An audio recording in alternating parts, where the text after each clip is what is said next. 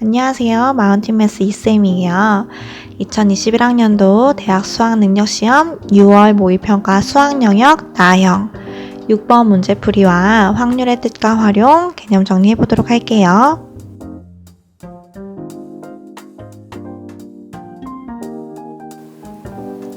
(6번) 문제는 두 사건 A, B에 대해서 A 또는 B가 일어날 확률,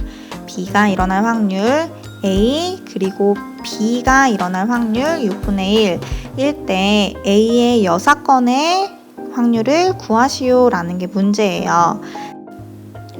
우리는 이 문제에서 A 6건의 확률을 구하는 건데 A 6건의 확률은 전체 1에서 A의 확률을 빼주면 A의 6건을 구할 수 있었어요. 근데 주어진 조건에서 A의 확률이 주어져 있지 않기 때문에 주어진 조건으로 A의 확률을 구해보도록 할게요. A의 확률은 주어진 조건으로 확률의 덧셈 정리를 이용하여서 구할 수 있는데 확률의 덧셈 정리란 A와 B가 A 또는 B가 일어날 확률은 A의 확률 더하기 B의 확률 빼기 A 그리고 B가 동시에 일어날 확률이 서로 같다라는 게 확률의 덧셈 정리였어요. 그러면은 위식을 이용하여서 A의 확률로 정리를 해주면 A 또는 B가 일어날 확률에서 B의 확률 빼주고 그 다음에 더하기 A와 B가 동시에 일어날 확률을 우리 더해주면 이제 숫자 대입하면 되겠죠? 3분의 1 더하기 6분의 1 통분하면 6이 플러스 1 그러면은 6분의 5다. 따라서 A의 확률이 6분의 5이기 때문에 우리 A의 6건의 확률은 1에서 6분의 5를 빼준 6분의 1이다 라고 우리 값을 찾을 수가 있겠어요. 확률의 기본 성질부터 그리고 덧셈 정리, 사건에 대한 기본 개념을 정리해 보도록 할게요. 우리가 확률에 대한 이야기를 나누려면 확률의 기본 용어 정리가 서로 약속이 되어야 돼요. 그래서 우리 용어 정리부터 시작해보면 첫 번째, 시행이라는 단어가 있어요. 시행이라는 용어, 이 용어는 같은 조건에서 그 결과가 우연에 의하여 결정되는 실험이나 관찰을 의미를 해요. 예를 들어 시행을 한다 라고 문제에서 많이 주어질 거예요. 그럴 경우 그 시행이라는 것은 주사위 던지기 행위인 거예요. 실험이나 관찰, 실험을 하거나 그거에 대해서 관찰하는 것. 그래서 주사위 던지기 또는 동전 던지기, 이게 실험이라고 할 수 있어요. 그럼 두 번째, 표본 공간이란 어떤 시행에서, 즉 주사위 던지기나 동전 던지기 같은 시행에서 일어날 수 있는 모든 결과의 집합이라고 얘기를 해요. 자, 그럼 예를 들어보면 우리 주사위 던지는 시행을 생각해 볼게요. 주사위를 한 번 던지는 시행의 표본 공간을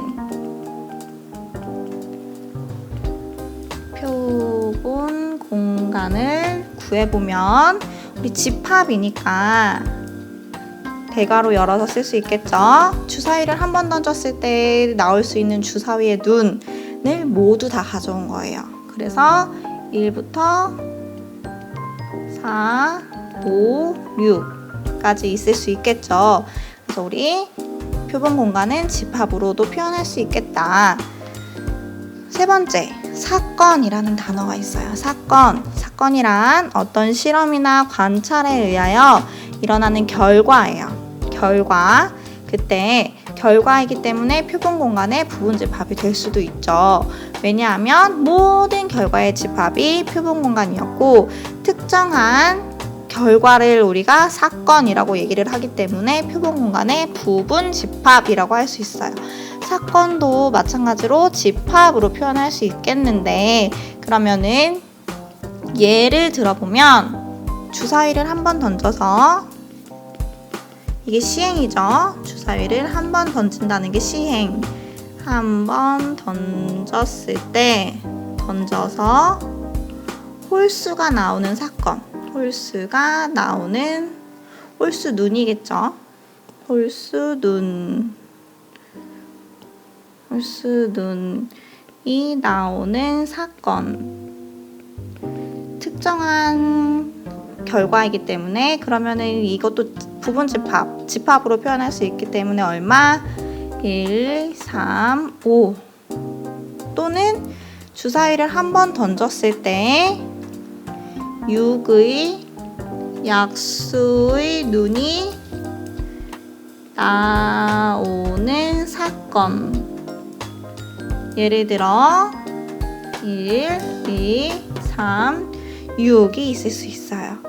표본 공간과 사건, 집합이기 때문에 모두 우리 집합으로 표현할 수 있답니다. 그리고 네 번째, 근원 사건이라는 게 있어요. 근원 사건이라 하면 표본 공간의 한 개의 원소로만 이루어진 사건을 얘기해요. 표본 공간의 모든 결과를 한 개의 원소로만 표현한 집합, 즉 사건 각각 하나를 보겠다 얘기해요. 그러면은 예를 들어 근원 사건이라 하면 주사위를 한 번 던지는 시행에 대하여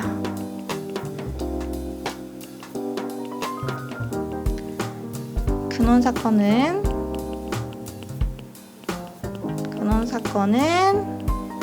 1, 집합 하나, 원소로만 이루어진 사건이기 때문에 집합으로 표현할 수 있겠죠. 각각 2, 3, 4, 5, 6 이런 것들이 다 근원 사건이 되더라 라는 거예요. 그러면 이제 우리 문제에서나 개념 정리할 때 시행, 표본 공간, 사건, 근원 사건의 용어가 나온다면 아하 그거였지 라고 생각할 수 있어야 돼요. 우리는 표본 공간을 S라고 보통 표현을 해요. S. 그럴 때 표본 공간의 부분 집합이 되는 사건이 있는데 두 사건 A, B에 대해서 이 A, B가 동시에 일어나거나 혹은 동시에 일어나지 않거나 A 또는 B가 일어나거나 아니면 A에 어떤 집합에 대해서 그 집합이 일어나지 않는 사건, 계속 이렇게 꼬아서 생각하고 합쳐서도 생각하고 여러 가지 방면으로 사건에 대해서 생각할 수 있어요. 그럴 때 우리 쉽게 기호로 표현하는 것들이 있는데 그 기호를 보면 우리 사건과 표본 공간은 모두 집합으로 표현할 수 있죠. 그래서 우리 집합의 기호를 가져와서 다음과 같은 것을 집합 기호로 표현을 하기도 합니다. 첫 번째, 사건 A 또는 B가 일어나는 사건, A가 일어나거나 B가 일어나거나 하는 사건을 우리는 A 합집합 기호를 써서 A 합집합 B라고 이야기를 해요. 사건도 우리 집합이라는 거 잊지 마세요. 두 번째, 사건 A와 B가 동시에 일어나는 사건, A도 일어나고 B도 일어나는 동시에 일어나는 사건을 우리는 교집합 기호를 써서 A 교집합 B라고 우리 기호로 표현을 하고요. 세 번째, 배반 사건이라는 게 있어요. 배반 사건이라 함은 A와 B 사건 A와 B가 동시에 일어나지 않을 때, 그러니까 A와 B가 동시에 서로 일어나지 않을 때는 배반 사건이라고 하는데, 동시에 일어나지 않는다는 얘기는 A와 B가 동시에 일어나는 사건 두 번째인 경우가 공집합이다. 이런 경우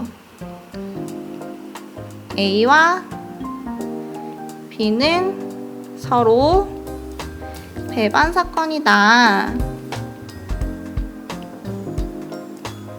라고 얘기를 합니다.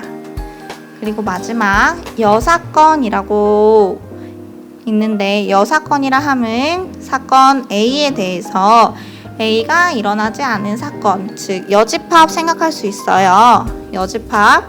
그럴 때 A의 여사건이라고 한다. 우리 여집합이라고 생각하면 되니까 A집합의 여집합 기호쓴 여사건은 이렇게 표현을 하기도 합니다. 이제 확률에 대해서 이야기를 해볼 차례인데, 확률이란 영어로 probability라고 얘기를 해요. probability는 가능성이라고 해석되기도 하죠. 그래서 확률의 의미는 얼만큼의 가능성이 있냐, 즉 어떤 시행을 했어요. 어떤 시행을 해서 생긴 표본공간 S가 있는데 각 근원 사건이 일어날 가능성이 모두 똑같은 정도로 기대될 때 사건 A가 일어날 확률, 사건 A가 일어날 가능성이라고 생각해주면 돼요. 그래서 우리 확률이란 표본 공간에서 각 근원 사건이 똑같이 일어나는 거예요. 예를 들어 주사위를 던졌을 때 1의 눈이 나오는 가능성보다 6의 눈이 나오는 가능성이 서로 다르다면 똑같지 않죠. 그런 것처럼 각 근원 사건이 일어날 가능성이 모두 똑같은 정도로 기대된다. 그럴 때 사건 A가 일어날 확률이라고 우리 확률을 정의하기도 해요. 그럼 확률을 우리 식으로 표현을 해보면 A에 대한 확률, probability의 P를 가져와서 A 사건의 확률은 전체 표본 공간의 원소의 개수분의 사건 A의 원소의 개수로 확률을 구합니다. 이것을 좀 더 풀어 써준다면 근원 사건의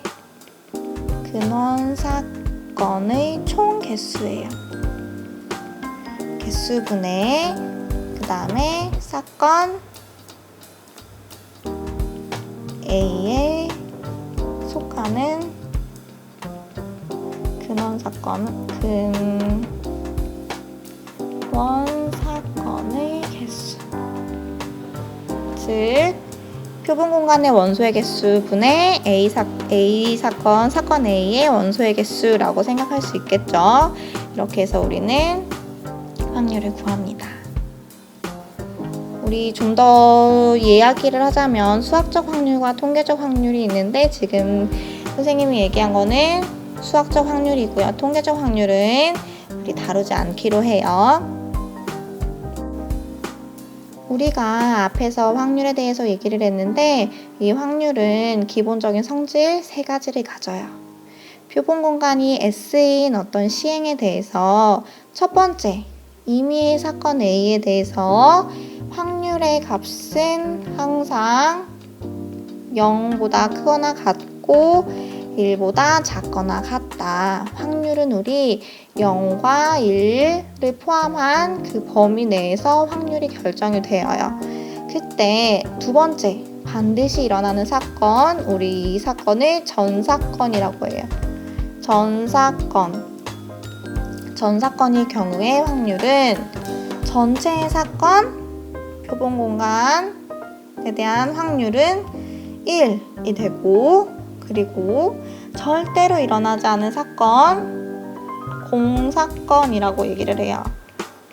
공사건에 대하여 우리는 사건의 원소의 개수가 아무것도 없기 때문에 공집합 가져와서 공집합의 확률은 0이다. 그래서 반드시 일어나는 확률은 1, 반드시 일어나지 않은 확률은 0이라고 우리 기본 성질을 이야기합니다. 그래서 확률은 항상 0 또는 1, 그리고 그 사이에 있는 범위 내에서 우리 확률이 결정이 되어요. 표본 공간 S의 두 사건 A와 B에 대해서 A 또는 B가 일어날 확률, 그리고 A가 일어날 확률, B가 일어날 확률, 그리고 A와 B가 동시에 일어날 확률이 덧셈으로 정리가 될 수 있는데 그것을 우리 덧셈 정리라고 얘기를 해요. 확률의 덧셈 정리. 그렇다면 우리 그 덧셈 정리를 한번 유도해 볼게요. 표본 공간 S의 두 사건 A와 B에 대해서 A와 B 그리고 표본 공간은 모두 우리 집합이라고 했어요. 그럼 집합의 덧셈 정리 생각해보면 A 합집합 B의 원소의 개수는 A의 원소의 개수와 B의 원소의 개수를 더한 다음에 A와 B의 교집합의 원소의 개수를 빼주면 되었죠. 이때 우리는 모든 양변의 표본 공간의 원소의 개수를 나눠줄 거예요. 그러면 똑같이 모두 나눠주니까 좌변 표본 공간의 원소의 개수 분의 A의 원소의 개수 더하기 표본 공간의 원소의 개수 분의 B의 원소의 개수 빼기 표본 공간의 원소의 개수분의 교집합의 원소의 개수를 해주면 확률의 정의에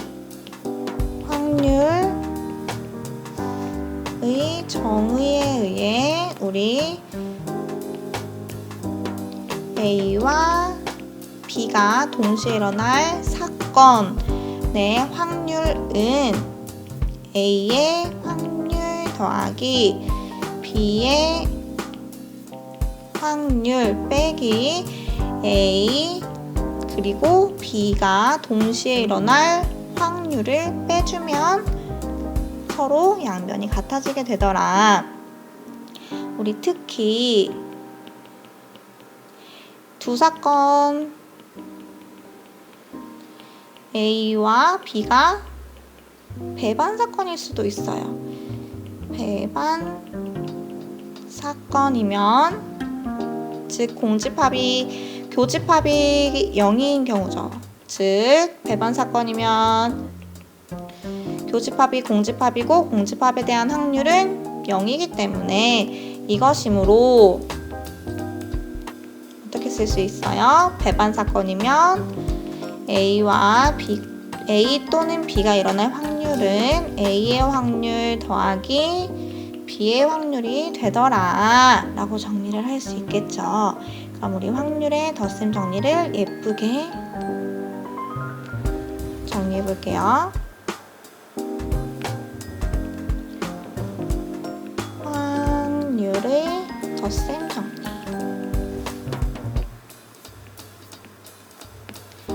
표본 공간 S의 두 사건 A, B에 대하여 A와 그리고 B, A 또는 B가 일어날 확률은 A의 확률 더하기 B의 확률에서 A 그리고 B가 동시에 일어날 확률을 빼주면 되더라. 특히 두 사건 A와 B가 배반 사건이면 A 또는 B의 확률은 A의 확률과 B의 확률만 더하면 되더라 라는 거 우리 덧셈 정리 확률의 덧셈 정리 이렇게 정리할 수 있겠죠. 우리 마지막으로 6건의 확률에 대해서 알아보도록 할게요. 사건 A와 그의 6건 A의 여집합 비율을 쓰죠. 이거는 서로 배반 사건이에요. 여집합 생각하면 바로 알 수 있어요. 교집합이 공집합이죠. 그러면 확률의 덧셈 정리에 의해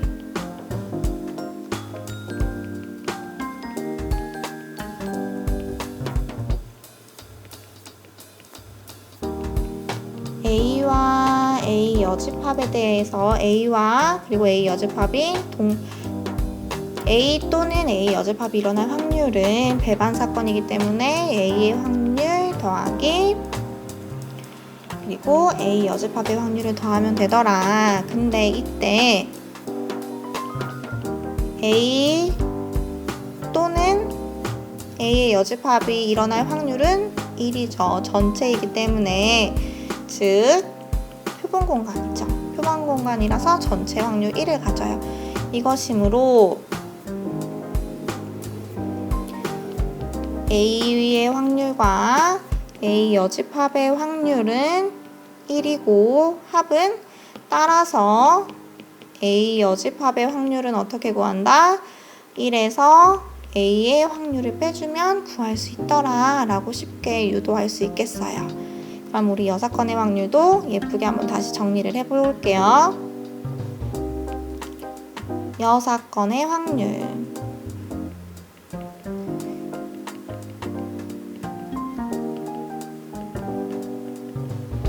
사건의 확률.